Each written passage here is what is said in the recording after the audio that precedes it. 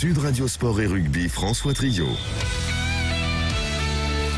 Avec vous les auditeurs Sud Radio 0826 300 300 est ensemble jusqu'à 19h pour parler de rugby, notamment de sport bien sûr, mais de rugby avec les affiches des demi-finales de Champions Cup. On connaît les affiches, le tirage au sort a eu lieu.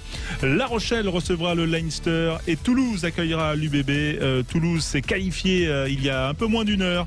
Victoire face à Clermont 21-12, 21 points au pied des Toulousains. Voilà, pas d'essai dans ces deux quarts de finale aujourd'hui, puisque l'UBB l'a également emporté 24-21 au terme d'un match à suspense. Voilà, avec notamment une dernière pénalité de Jalibert. On y reviendra dans un instant. Laurent Marty sera notre invité. Alexandre Priam, oui, je sens que vous voulez parler. Non, mais il faut quand même rappeler qu'on aura de magnifiques demi-finales et on a déjà hâte. Enfin, franchement, on les proposera évidemment sur Sud Radio, ces demi-finales.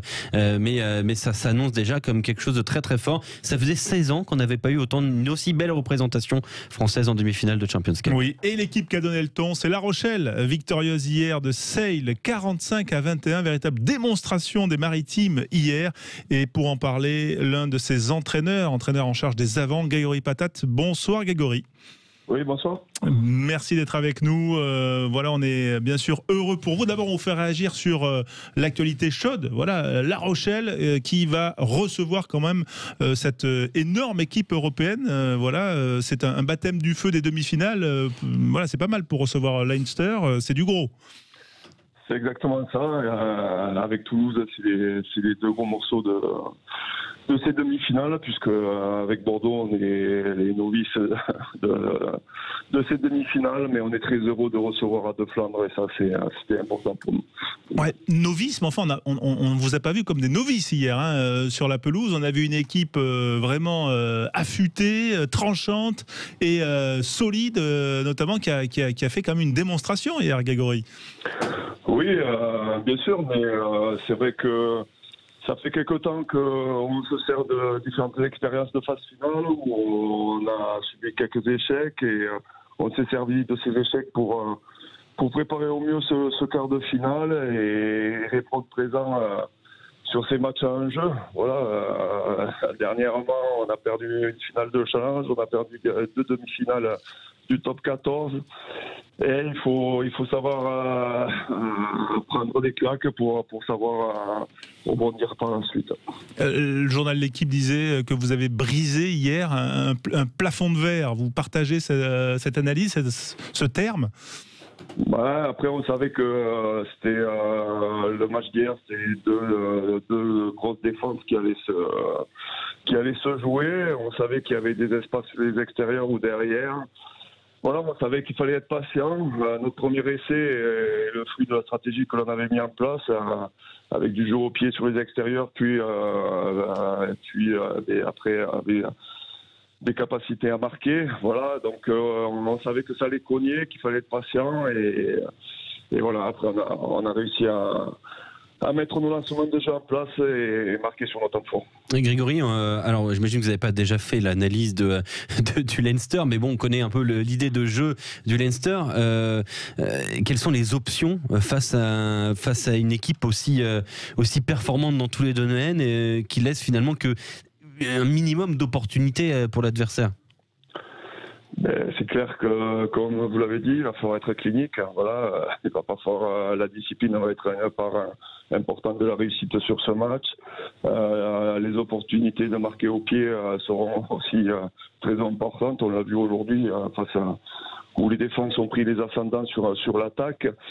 Voilà, donc nous, on est solide en défense. Voilà, on va continuer à bosser pour répondre présent pour cette demi-finale, mais c'est vrai qu'il va falloir être chirurgical pour titiller ces mecs du Leinster. Grégory Patate avec nous, entraîneur de La Rochelle. Daniel Herrero a une question pour vous. Enfin, tout au moins, en priorité et un compliment. Vraiment, moi, Grégory, bravo. le match effectué par ton équipe hier, quoi, et par tes avants en particulier, moi je le trouve admirable.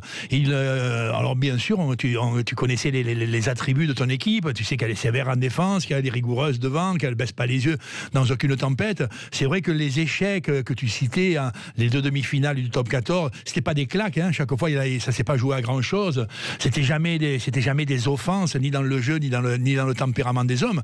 Et hier, honnêtement, la qualité, la concentration, la maîtrise d'ensemble des temps, et puis surtout, derrière une assez belle ou une assez haute intensité dans le combat, la capacité que vous avez eu à jouer, à construire du jeu, à imposer même vos lancements, et ensuite à être jusqu'au bout concerné par l'action dans le jeu, la construction. Je trouve ça remarquable, ce qui me permet de penser que a priori, vous n'avez aucune raison, et strictement aucune, d'aller guerroyer contre le Leinster avec quelques insuffisances, quelques inquiétudes. Les inquiétudes sont légitimes. Après, ils ont l'air raides, ces mecs-là. Ils ont l'air raides. Est-ce qu'on sent, moi de l'extérieur, tu vois, ou nous de l'extérieur, on sent le potentiel agressivité haut avec les tiens, notamment tes avants. Et on sent le potentiel technicité haut chez tes avants. On le sent en face à peu près pareil. Donc ça va quand même, ça va chauffer quoi. Et on sent, je ne le crois guère comme un déficit quoi, mais l'extrême rigueur, ce qu'on appellerait la discipline dans son ensemble quoi. Tu vois, quand tu dis il nous faudra être clinique. Je crois que tu dois le dire à peu près à tous les matchs. Hein. Tu vois qu'il nous faudra être clinique. Hein. Mais là, bon, on sent que plus ça sera raide, plus ça sera sévère, plus la discipline peut évidemment avoir son rôle à jouer. Quoi. Mais est-ce que toi, aujourd'hui, tu sens ta troupe prête à aller affronter un match avec cette intensité physique et avec cette agressivité, avec cette discipline obligatoire pour arriver en finale de la Coupe d'Europe, collègues? Ouais, complètement. Je pense qu'on l'a démontré hier. On a fait une première mi-temps où on a beaucoup utilisé le jeu au pied, donc peut-être facette que l'on n'avait pas forcément exact. dans les années précédentes.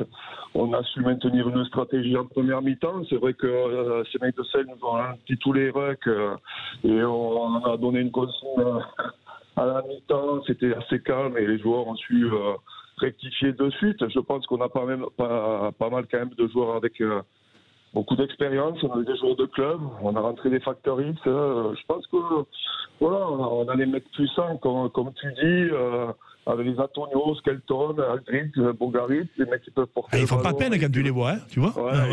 Qui peuvent casser les défenses, on a de la vitesse sur les extérieurs. On a des mecs expérimentés avec Doumerou, Duller, voilà, et les emblématiques, Sazi, Gourdon, qui ont envie de gagner. Absolument. Et qu'on leur souhaite de gagner.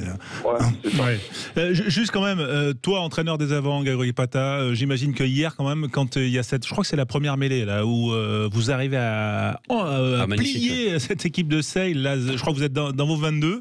Là, ça doit être un moment un peu jubilatoire, quand même. Pour ce qui me concerne, j'étais content et j'ai même eu une satisfaction de l'ancien temps. Ouais, c'est vrai, hein. Non, mais c'était un vrai plaisir à regarder. J'imagine que toi aussi, ça t'a fait quelque chose. Bien sûr que ça me fait quelque chose. Moi, je crois beaucoup à ce secteur-là pour éprouver l'adversaire. Franchement, quand on fait reculer ou quand on massacre une équipe dans ce secteur de jeu... Le mot t'a échappé. Mais bon, enchaîne. C'est difficile de regarder dans les yeux après, quoi. On a ce sentiment d'un peu de honte quand on recule et franchement, c'est vrai que cette mêlée... Elle a marqué le tempo, je pense, de notre match. On leur a montré qu'ils voulaient rivaliser avec nous physiquement. On a montré qu'on était présents. Voilà, tout simplement.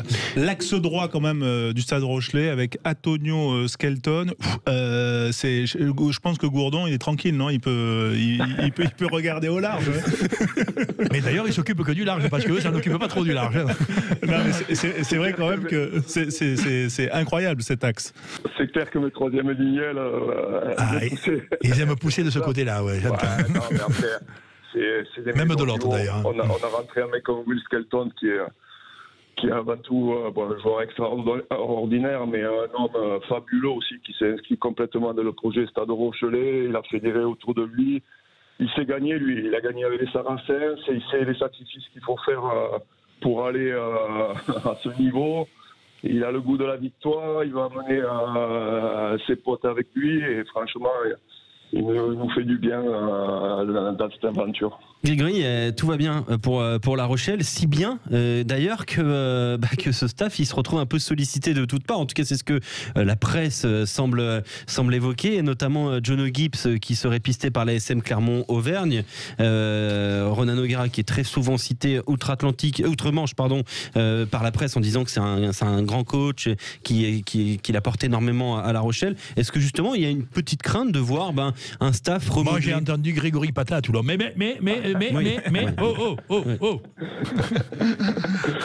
Non, il n'y a pas de crainte, on sait où on veut aller. Après, maintenant, c'est du professionnalisme. Voilà, c'est vrai qu'on a la chance d'avoir un staff avec différentes caractéristiques et on se complète assez bien. Voilà, c'est maintenant, franchement, avec tout ce qu'on fait au quotidien, voilà, on va batailler dur pour les joutes futures et on va se poser des questions. Bon, effectivement, c'est tout ce qu'on peut vous souhaiter. En tout cas, on sera bien sûr derrière vous pour cette demi-finale contre le Leinster. Voilà, mais c'est tout à fait logique et surtout vu la qualité quand même du jeu déployé. On peut dire aussi que vous avez fait du bien. Vous avez une part de responsabilité dans la qualification de l'UBB parce que vous avez tellement vexé il y a 15 jours qu'au final, ou il y a 3 semaines, qu'au final ils se sont plus à rebellé en Champions Cup. Au final, ça fait 3 clubs français en demi-finale. Voilà, dernière petite question à ce sujet-là. Est-ce que ça veut dire que le top 14 est aujourd'hui un ton au-dessus que les championnats européens? Mais je pense qu'on est en train de le démontrer. Ça pose très bien dans les clubs de top 14. Il y a du bon boulot qui est fait dans les différents clubs. Notre formation, ça travaille aussi dur. Notre équipe de France va bien, donc voilà, on montre au quotidien qu'on a des ressources dans notre pays et on est capable d'avoir une belle équipe de France. Formation gersoise notamment. Ouais, gersoise, bien sûr, ouais. Mais, oui. Voilà. Dans le Var aussi.